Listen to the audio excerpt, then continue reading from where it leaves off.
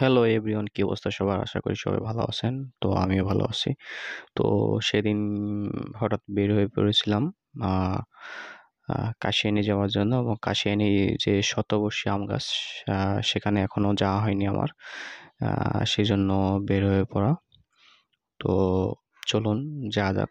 যেহেতু শতবর্ষী আম গাছ, অনেক দিনের ইচ্ছা ছিল যে দেখতে যাবো। বাট যাবো করে যাওয়া হয়নি। তো সেদিন সময় হয়ে গেল। তো রওনা দিলাম কাশিয়ানী শতবর্ষী আম গাছ দেখার জন্য। তো চলুন যাওয়া যাক।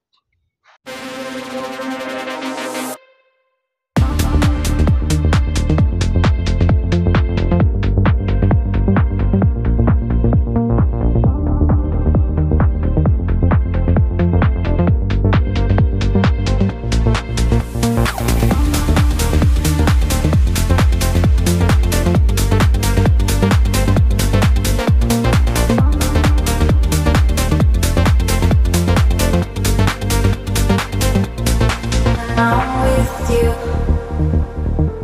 I will alone. Cinematic. I lose control. I feel like a movie. Start to feel the rhythm moving. Come on. We can dance till we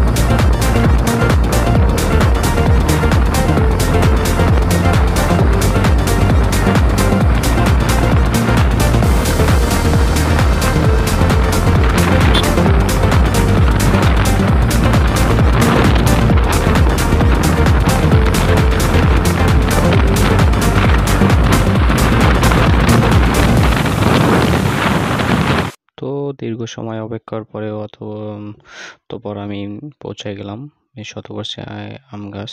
দেখছেন যে সাইনবোর্ডে লেখা আছে, প্লাস সাংকেতিক চিহ্ন বা মানে চিহ্ন দেওয়া আছে যে কোন দিক দিয়ে ঢুকতে হবে। তো সে চিহ্ন অনুযায়ী আমি ঢুকে পড়লাম। হয়তো আমি খুব কাছাকাছি এসেছি, আমি চিনি না, যেহেতু আরও একা ছিলাম। তো সামনের দিকে এগোনোর চেষ্টা করলাম। এগিয়ে তো আমার মনে হলো যে এটা যেহেতু আমার ডান পাশে যেহেতু একটা নতুন রাস্তা, হয়তোবা এটাই হবে। যেহেতু দুপুরবেলা ছিল, লোকজন কম ছিল, লোকজন ছিল না বললেই চলে, যার কারণে কারো কাছে ওইভাবে জিজ্ঞেস করতে পারিনি।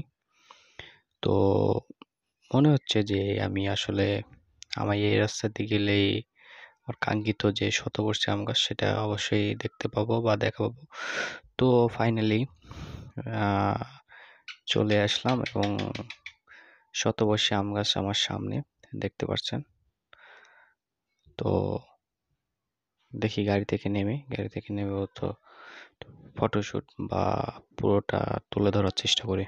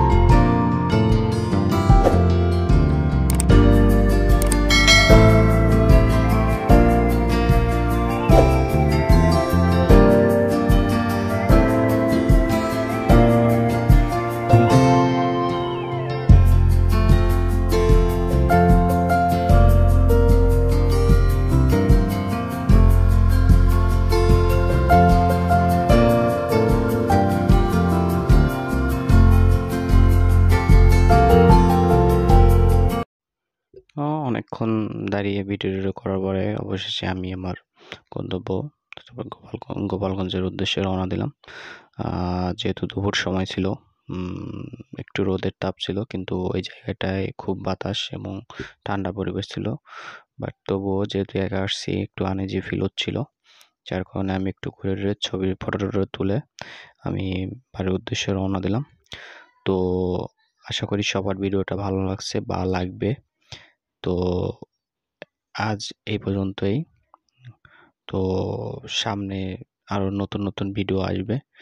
তো সবাই অবশ্যই আমার চ্যানেলটা, যেহেতু আমি নতুন, অবশ্যই হেল্প করবেন এবং সাপোর্ট করবেন।